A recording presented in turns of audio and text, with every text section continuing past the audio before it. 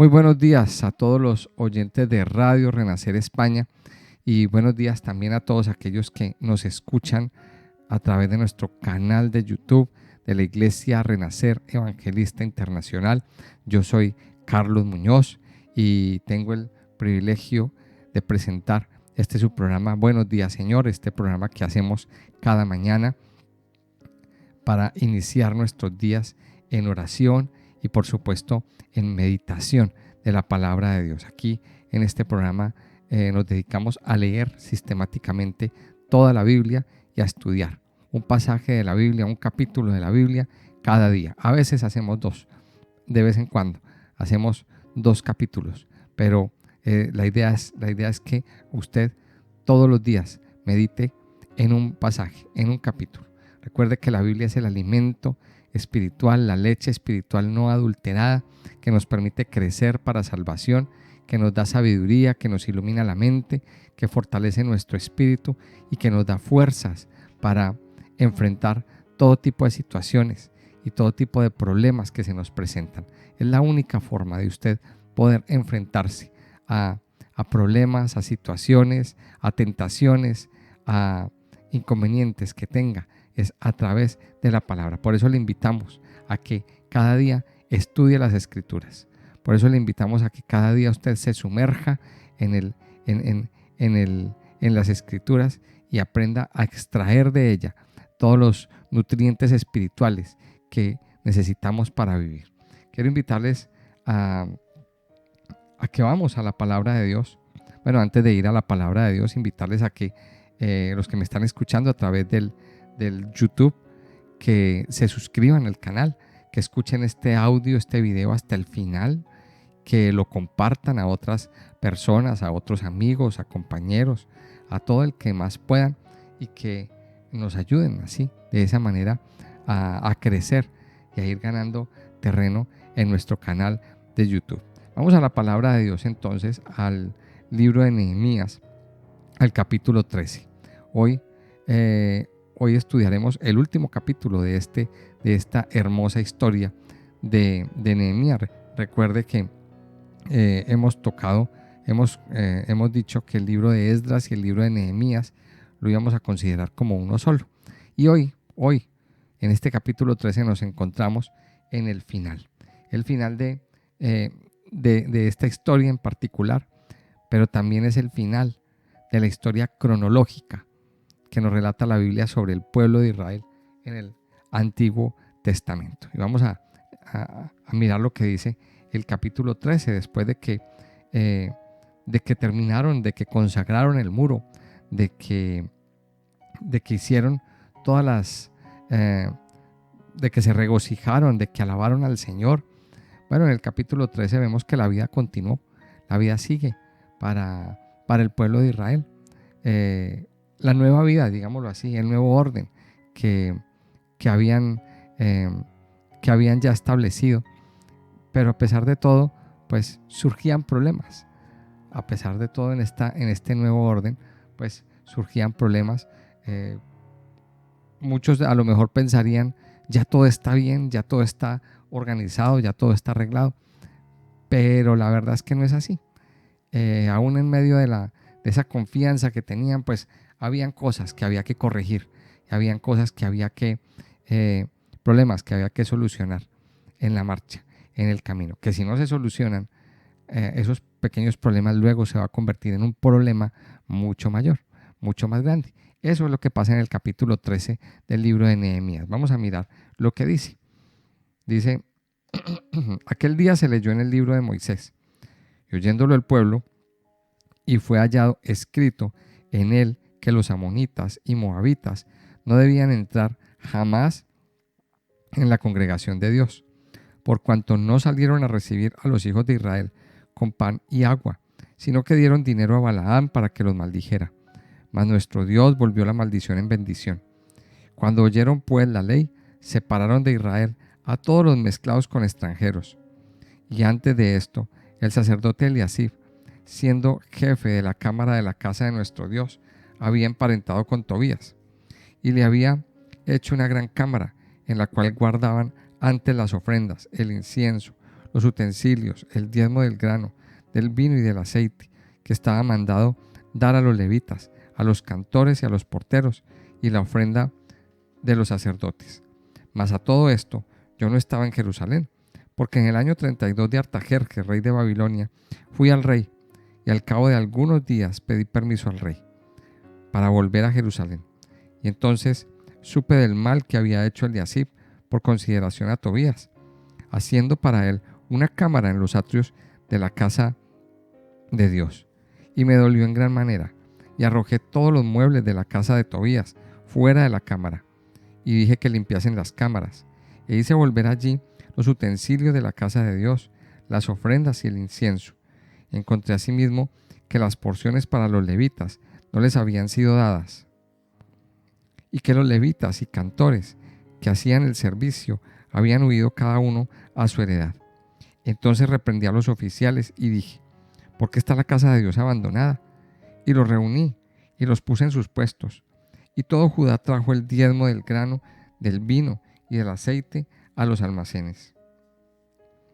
Y puse por mayordomos de ellos al sacerdote Selemías y al escriba Sadoc, y de los levitas a Pedaías, y al servicio de ellos a Hanán, hijo de Zacur, hijo de Matanías, porque eran tenidos por fieles, y ellos tenían que repartir a sus hermanos.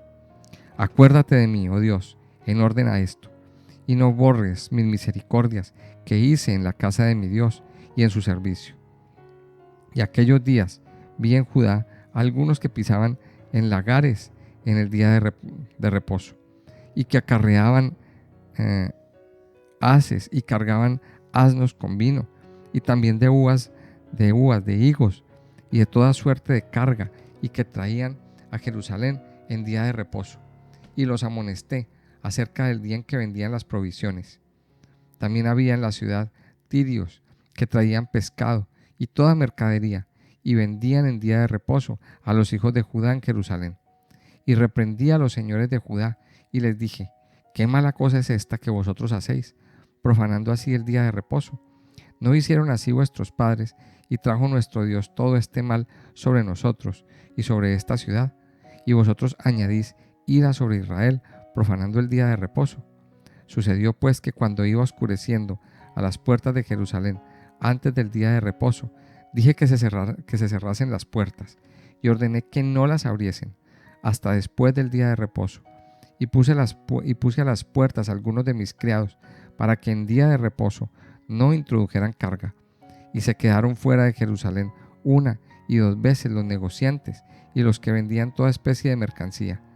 Y les amonesté y les dije: ¿por qué os quedáis vosotros delante del muro? Si lo hacéis otra vez, os echaré mano.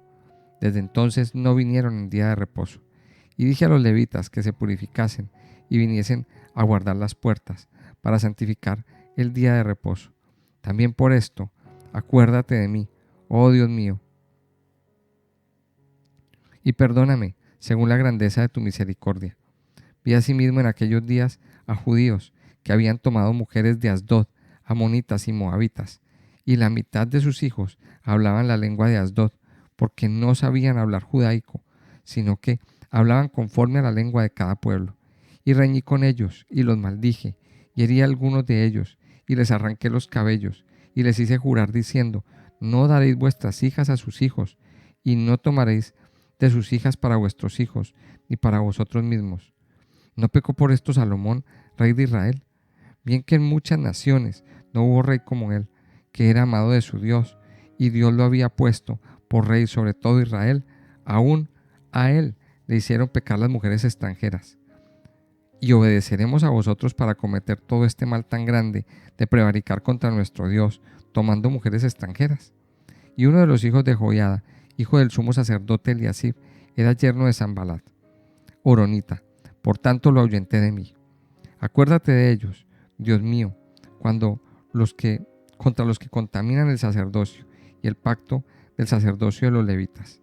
Los limpié pues de todo extranjero, y puse a los sacerdotes y levitas por sus grupos, a cada uno en su servicio, y para la ofrenda de la leña de los tiempos señalados, y para las primicias. Acuérdate de mí, Dios mío, para bien. Bueno, vemos entonces en este capítulo varias cosas. Como les decía anteriormente,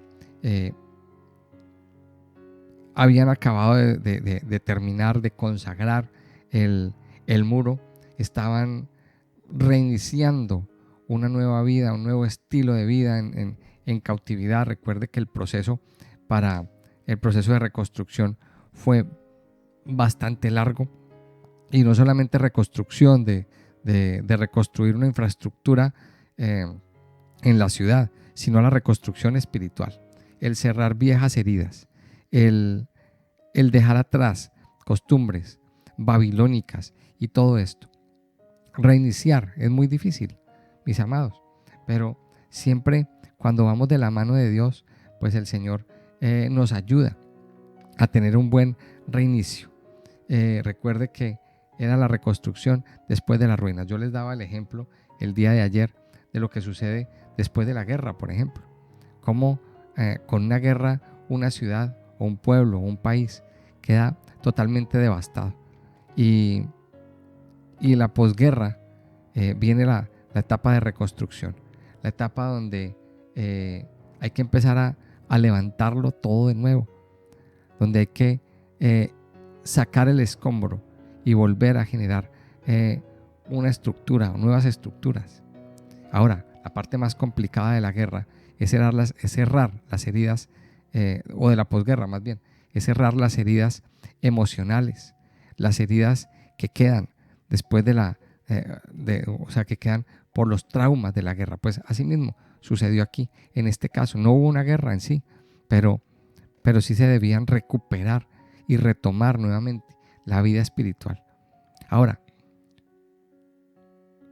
se hizo el muro, se hizo el templo, lo celebraron. Y cualquier persona podía pensar, no, todo está bien, ahora sí todo funciona perfectamente. Y eso es lo que muchas veces a nosotros nos pasa. Muchas veces nos confiamos de que ya tenemos al Señor, de que ya hemos sanado unas cuantas cosas en nuestra vida.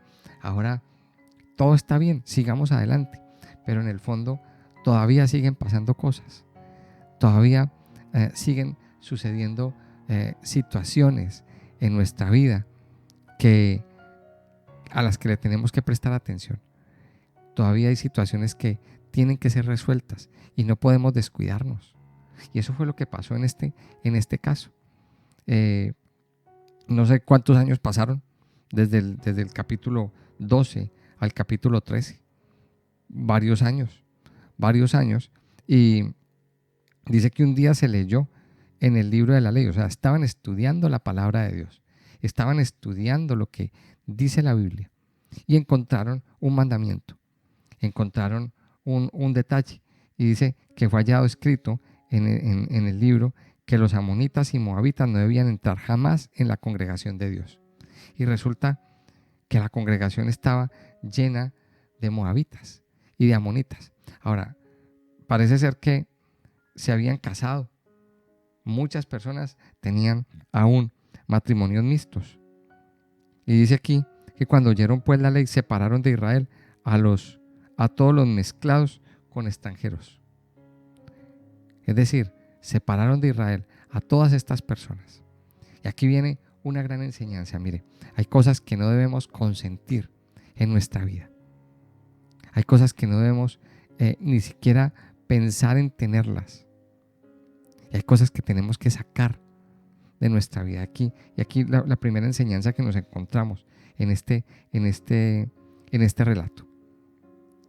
Y entonces yo le invito a usted a que piense qué cosas hay en su vida que usted ha consentido, que usted ha permitido que estén ahí, a las que se ha acostumbrado a vivir y no las ha sacado. Dice que ninguna amonita y moabita deben entrar en la congregación de Dios. ¿Quiénes eran los amonitas y los moabitas? Yo se los recuerdo. Los amonitas y los moabitas eran los descendientes de Lot. Y descendientes de Lot, recuerde la historia de las hijas de Lot, que se quedaron ellas dos solas con su padre, y para asegurarse una descendencia tienen relaciones sexuales con su papá. La una un día, la otra otro día, ellas tienen unos hijos. O sea, tienen unos hijos que los llamaron Moab y Amón. Estos hijos son fruto de una relación sexual ilícita, de una inmundicia sexual, de un incesto. Más adelante, el Señor en Levítico, en el capítulo 18, condena fuertemente este tipo de relaciones. Y usted lo puede leer ya en su momento, ya cuando haga su estudio. Vaya a Levítico 18 y se va a encontrar con que Dios desaprueba todo tipo de relaciones entre familiares. Hay unas relaciones sexuales que son abominables, que son ilícitas para Dios. Entonces, ¿qué dice aquí? ¿Qué nos dice aquí en estos primeros versículos? Que ellos, cuando oyeron pues la palabra de Dios, reaccionaron. O sea, reaccionan. Entonces, mire el efecto. Una vez más, nos encontramos con el efecto de la palabra de Dios.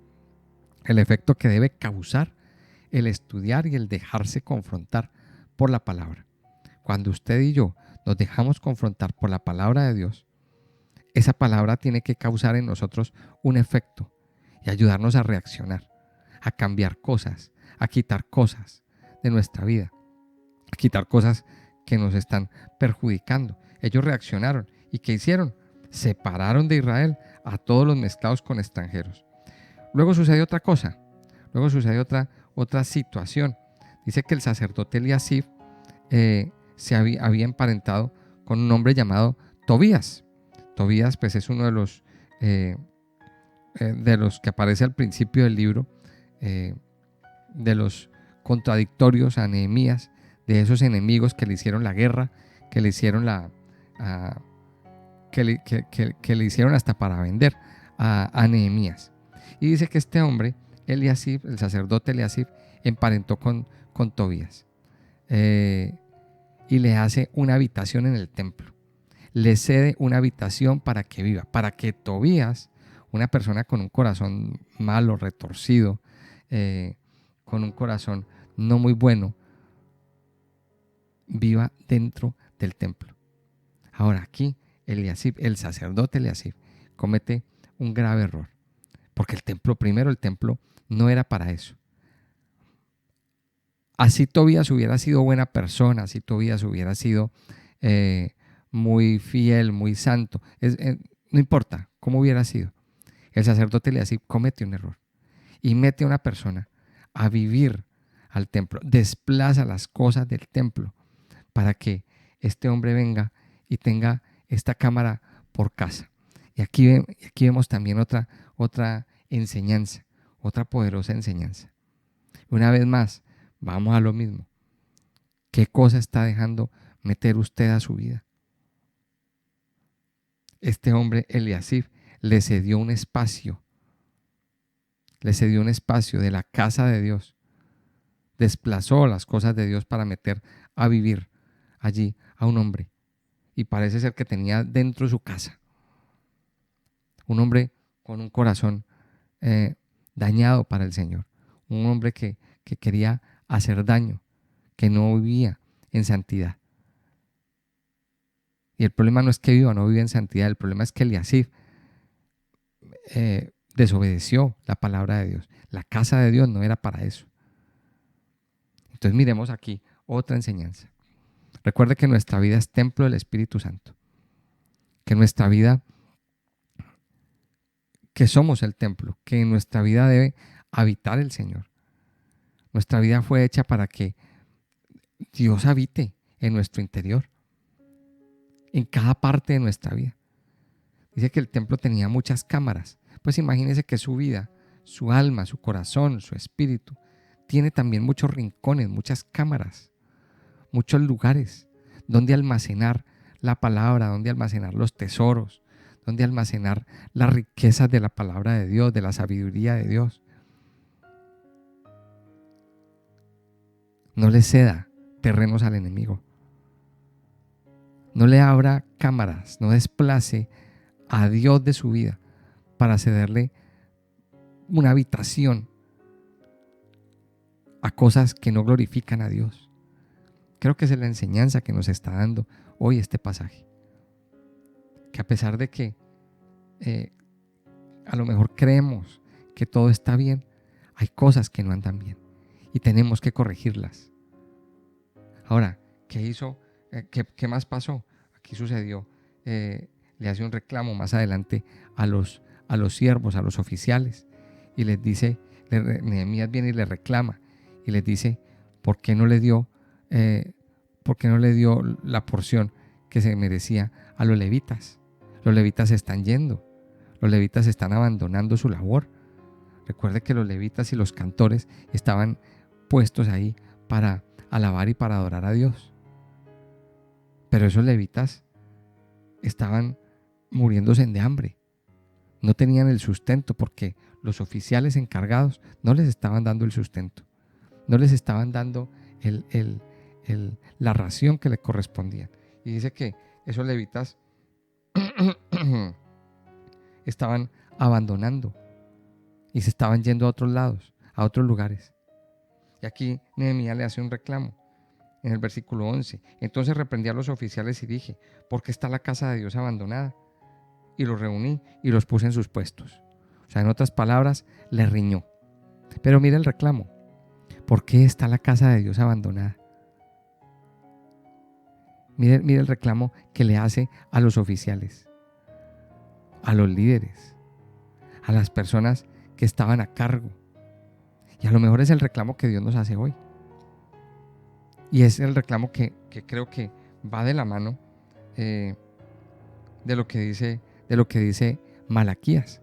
Malaquías más o menos fue un libro escrito por el mismo tiempo de que se está escribiendo este capítulo de Nehemías. Malaquías capítulo 3 que nos dice, traed todos los diezmos al alfolí. Y en Malaquías, y esto lo veremos ya mucho más adelante, Dios hace ese reclamo y dice, vosotros me habéis robado. Y entonces la gente, van a preguntar, ¿y en qué te hemos robado? En vuestros diezmos y ofrendas. ¿Por qué? Porque no habéis traído, porque no habéis sido fiel con la casa. Este capítulo es muy interesante leerlo en paralelo con Malaquías, capítulo 3. Bueno, Malaquías en general.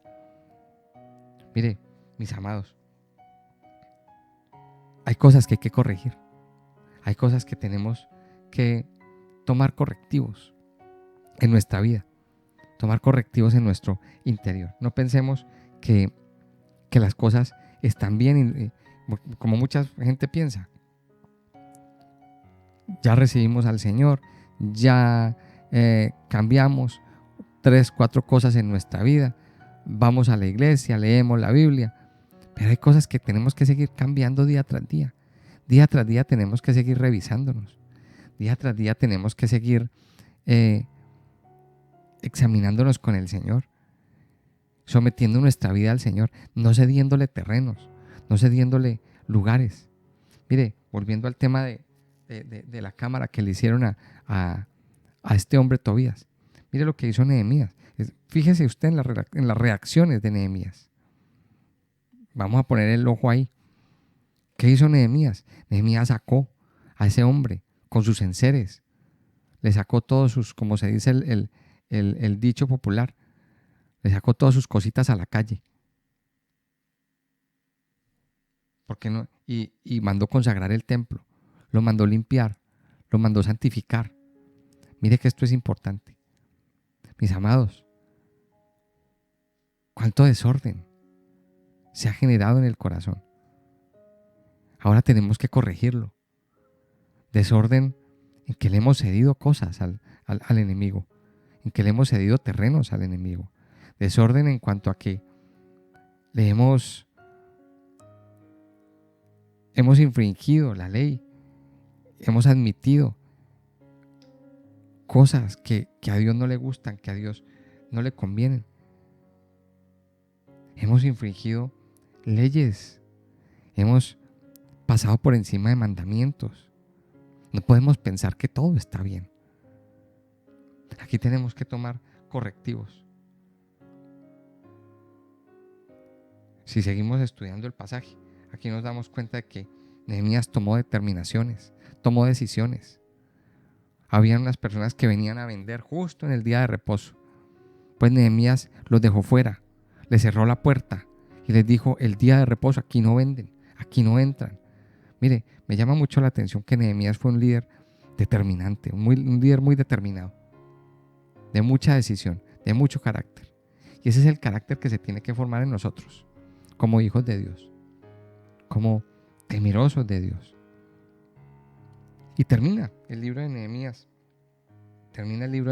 Él siempre está intercalando acción y oración.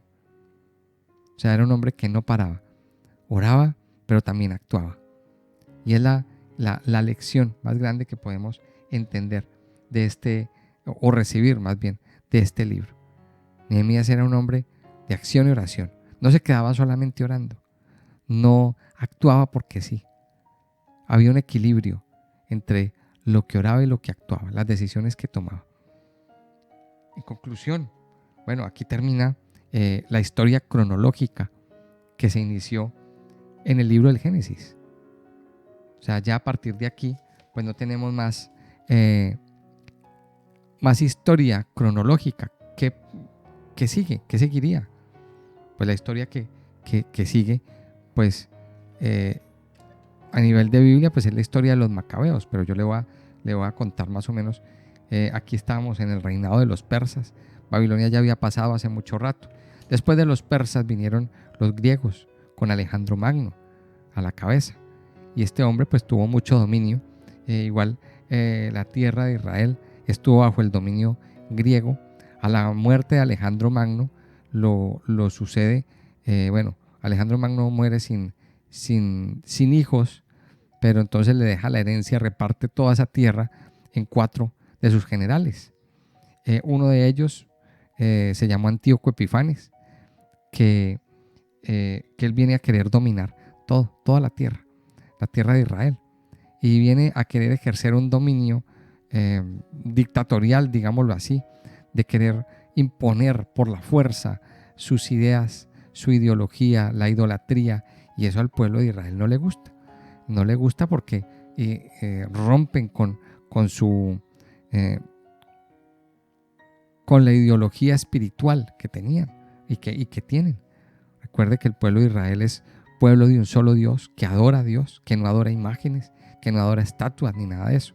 Y entonces pues este hombre Antíoco Epifanes, por la fuerza, quiere venir a imponer eso, a llenar el templo de idolatría, a llenar el templo de paganismo, en fin, y una cantidad de cosas. Se levantan un grupo de sacerdotes que hacen, o sea, los sacerdotes toman las armas y arman una especie de golpe de estado, derrocan a este hombre Antíoco Epifanes y retoman el control de la ciudad bajo el gobierno, digamos así, de político religioso de los sacerdotes. Estos sacerdotes son los macabeos y ellos tienen ese tiempo de renovación, de restauración. Ahí es cuando se da todo lo del el milagro de Hanukkah, de la fiesta de la dedicación. Y sí, están un tiempo disfrutando de esa libertad hasta que llegan los romanos. Llegan los romanos, invaden, los romanos se toman todo, y ahí es cuando llegamos ya al tiempo del Señor Jesucristo, al tiempo del Nuevo Testamento. Entonces miremos todo lo que sucede. 400 años de silencio espiritual, 400 años de silencio donde no hay profeta, donde no hay palabra de Dios, donde no hay nada, hasta que llega cumplida la promesa del Señor Jesucristo. Entonces ahí es ya cuando aparece el Señor Jesús en escena, y es cuando se echa a andar nuevamente toda la escritura, y ahí es cuando ya arranca el Nuevo Testamento. Entonces en Nehemías prácticamente termina la historia cronológica de Israel. Luego continuamos con el libro de Esther, que es una historia que sucede en paralelo, mientras Esdras y Nehemías estaban haciendo una reconstrucción, estaban en un proceso de reconstrucción de todo lo que vimos. Pues entonces en ese mismo tiempo está el tiempo de la reina Esther, en otro lugar, en otro lado. O sea, recuerde que esta es la historia de los que se quedaron. Entonces vamos a hablar con Dios, vamos a terminar este tiempo devocional dándole gracias a nuestro Padre. Padre Santo y Poderoso, te damos gracias por tu amor y misericordia, por tu bondad, por tu fidelidad. Gracias, Padre Santo, porque cada día podemos ver y podemos experimentar tus maravillas, podemos experimentar tu amor, podemos experimentar tus muchas misericordias sobre nuestras vidas. Padre Santo, en esta mañana queremos venir a pedirte perdón, Padre, porque muchas veces nos confiamos de que como ya te conocemos, entonces descuidamos muchas cosas en nuestra vida. Padre, te pedimos perdón, Padre, porque hemos cedido terrenos, porque hemos abierto puertas a ciertas cosas en nuestras vidas, en nuestros corazones. Y queremos pedirte hoy, Señor, que seas tú limpiando, que seas tú, Señor, santificando, renovando, restaurando, Señor, cada parte de nuestro ser y de nuestra vida. Mi Señor, te necesitamos. Cada día necesitamos más y más de ti. Cada día necesitamos más y más de tu amor incondicional, de tus muchas misericordias, de tu mano de amor, Señor. Padre, hoy confesamos que hemos fallado a tus mandamientos. Hoy confesamos, Señor, que hemos quebrantado tu ley. Te pedimos que nos ayudes, Señor, a vivir una vida recta, una vida limpia, una vida santa, una vida renovada contigo, Señor. Que nos permitas vivir cada día en integridad, en tu presencia, mi Señor. Padre amado, ayúdanos a ser fieles, a ser cumplidores de tus palabras, a ser obedientes, a guardar tu palabra en nuestra vida, Señor, y a que tu palabra sea cada día viva, eficaz, Señor, y que podamos ver y experimentar la prosperidad y el alimento que viene de ti, Señor. Yo te alabo y te bendigo, Padre. Gracias por tu bendición. Gracias por quedarte con nosotros. Gracias, Señor, en el nombre precioso de Jesús. Te lo pedimos a ti, Señor. Amén y amén.